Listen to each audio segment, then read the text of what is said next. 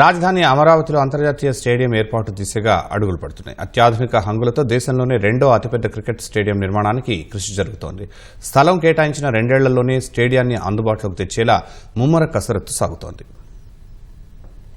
రాజధాని అమరావతిలో నవనగరాల నిర్మాణంలో భాగంగా స్పోర్ట్స్ సిటీకి కేటాయించిన స్థలంలో అంతర్జాతీయ స్టేడియం ఉండాలని సీఎం చంద్రబాబు సంకల్పించారు. ఆయన ఆలోచనలకు తగ్గట్టుగా ఆంధ్ర క్రికెట్ అసోసియేషన్ ప్రణాళికలు సిద్ధం చేస్తోంది. అంతర్జాతీయ క్రికెట్ మ్యాచ్ జరిగితే స్టేడియంకు 1,25,000 మంది వచ్చే అవకాశం ఉన్నందున అందుకు తగ్గట్లుగా ప్రజా రవాణా వ్యవస్థ అందుబాటులో ఉండేలా ప్రణాళికలు రచిస్తున్నారు. ఐసీసీ ఛాంపియన్స్ ట్రోఫీలో భాగంగా భారత్ పాకిస్తాన్ పోరు తిలకించేందుకు దుబాయ్ వెళ్లిన మంత్రి నారా లోకేష్ ఐసీసీ చైర్మన్ జైషాను కలిశారు. ఆ సమయంలోనే అంతర్జాతీయ క్రికెట్ స్టేడియం ఏర్పాటుకు కీలక చర్చలు జరిగాయి. మంత్రి లోకేష్ ప్రతిపాదనలకు జైషా సానుకూలంగా స్పందించారు. ఆ తర్వాత బీసీసీఐ నుంచి కూడా సానుకూలత రావడంతో స్టేడియం నిర్మాణం దిశగా ప్రయత్నాలు వేగవంతం అయ్యాయి. ఏంటంటే అక్కడ చాలా ఈవెంట్లు జరగాలి, క్రికెట్కి సంబంధించిన ఎన్నో విషయాలు జరగాలని మంచి స్టేడియం అంటే క్రికెట్ స్టేడియంలోకి వెళ్ళేపాటికే గ్రౌండ్లోకి ఎంటర్ అయ్యేపాటికే క్రికెట్ వాతావరణాన్ని ప్రతిబింబించే విధంగా స్టేడియం రూపుదిద్దుకోబోతుంది. స్టేడియం పక్కన మెట్రో లైన్లు పాస్ అయ్యేటట్టు ఏదో పబ్లిక్ ట్రాన్స్పోర్ట్ ఉండేటట్టు చేయమని అడిగాం. ఎందుకంటే 1,25,000 మంది రావడం అంటే పబ్లిక్ ట్రాన్స్పోర్ట్ ఉండాలి సార్ అంటే దానికి కూడా వారు అంగీకరించడం జరిగింది. స్పోర్ట్స్ సిటీతో పాటు క్రికెట్ స్టేడియంకి కూడా స్థలం ఇవ్వబోతుంది రాష్ట్ర ప్రభుత్వం. వారు స్థలం ఇచ్చిన అతి తక్కువ సమయంలోనే 2 సంవత్సరాల్లో పూర్తి చేయాలి క్రికెట్ స్టేడియం అని మేము అందరం కూడా ఆంధ్ర క్రికెట్ అసోసియేషన్ తరఫున అనుకుంటున్నాం. అమరావతి నగరం ప్రారంభమయ్యే సమయానికి అమరావతి స్టేడియం కూడా ప్రారంభించే విధంగా మేము ప్రణాళికలు రూపొందిస్తున్నాం. తప్పకుండా అమరావతి నగరంలో కొత్త భవనాలు ఏ రోజైతే స్టార్ట్ అయిందో ఆ రోజు నుంచే తప్పకుండా క్రికెట్ స్టేడియం కూడా ప్రారంభించడం జరుగుతుంది.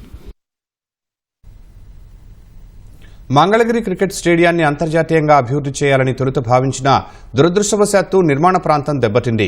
పనులను 12 ఏళ్లుగా కొనసాగించడమే దీనికి కారణమని నిపుణుల పరిశీలనలో వెల్లడైంది. అంతర్జాతీయంగా కాకుండా రంజీ మ్యాచ్లు నిర్వహించేలా స్టేడియాన్ని సిద్ధం చేస్తున్నారు. ఏడాదిలో 150 రోజుల పాటు ఇక్కడ మ్యాచ్లు నిర్వహించేలా ఆంధ్ర క్రికెట్ అసోసియేషన్ ప్రణాళికలు రచిస్తోంది.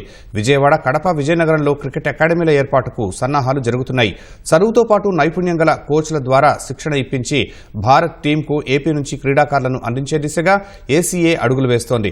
అరకు, కుప్పం, కళ్యాణదుర్గం ప్రాంతాల్లో క్రికెట్ మైదానాలు ఏర్పాటు చేసి సదుపాయాలు కల్పించనున్నారు. ఏపీ ప్రాతినిధ్యం పెంచాలంటే ముందు మనం ఇన్ఫ్రాస్ట్రక్చర్ ఇవ్వాలి. రెండోది క్రీడాకారులకి మెరుగైన వసతులు ఇవ్వాలి, సౌకర్యాలు ఇవ్వాలి. ఇప్పుడు క్రీడాకారులకి కోచ్లు పెంచాలి, అకాడమీలు పెట్టాలి, ట్రైనింగ్ ఇప్పించాలి. క్రీడాకారులు ఎక్కడెక్కడ ఉన్నారో ఐడెంటిఫై చేసుకోవాలి. ముఖ్యంగా గ్రామీణ ప్రాంతంలో క్రీడాకారులని మనం ఐడెంటిఫై చేసుకుంటే ఎంతోమంది ధోనీలు వాళ్ళ భారత టీంకి వచ్చే పరిస్థితి ఉంది. రూరల్ నియోజకవర్గాల్లో క్రికెట్ గ్రౌండ్స్ ఇచ్చి అక్కడ క్రీడా సదుపాయాలు అందుబాటులో ఉండే విధంగా రూరల్ ప్రాంతానికి ఉండే విధంగా కృషి చేయబోతున్నాం. దానిలో భాగంగానే సపోర్ట్ స్టాఫ్ని, కోచెస్ని కూడా పెంచాం. అకాడమీలు 3, ఒకటి విజయనగరం, ఒకటి విజయవాడ, ఒకటి కడపలో 3 చోట్ల 3 అకాడమీలు పెట్టి వాళ్ళు అక్కడే ఉండి చదువుకుని అక్కడే క్రీడా వసతులు వచ్చే విధంగా సౌకర్యాలు ఇస్తున్నాం. తప్పకుండా రేపు రాబోయే కాలంలో మంచి క్రీడాకారులని మనం ఇండియన్ క్రికెట్కి ఇవ్వబోతున్నాం.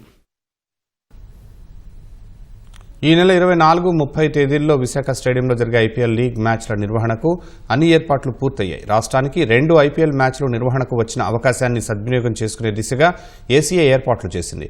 ఏసీఏ తరఫున ఢిల్లీ క్యాపిటల్స్ను ఆడితే విశాఖలో స్టేడియం బాగోలేదని తిరస్కరించింది. మంత్రి లోకేష్ జోక్యంతో స్టేడియం బాగు చేశాకే 2 మ్యాచ్లు ఇస్తామని స్పష్టం చేసింది.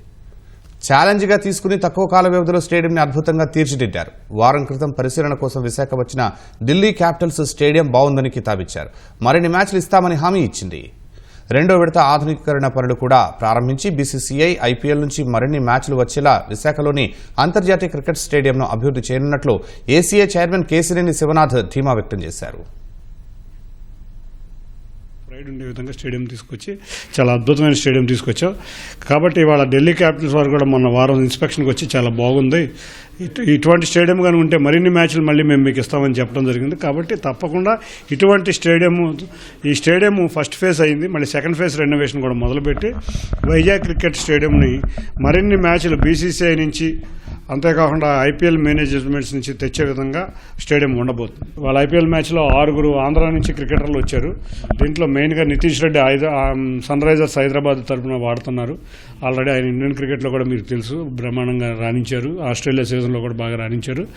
వైజాగ్కి ఏ విధంగా స్టేడియం ప్రైడ్, వైజాగ్కి ప్రైడ్ క్రికెటర్ నితీష్ రెడ్డి. తప్పకుండా ఆంధ్రప్రదేశ్కి ఇవాళ అటువంటి క్రీడాకారులు చాలామంది అవసరం ఉంది. తప్పకుండా రేపు రాబోయే కాలంలో అటువంటి క్రీడాకారులు తయారు చేస్తాం. ఐపీఎల్ క్రికెట్ మ్యాచ్ల్లో రాష్ట్రానికి చెందిన దాదాపు 6 క్రికెటర్లు ఆడనున్నారు.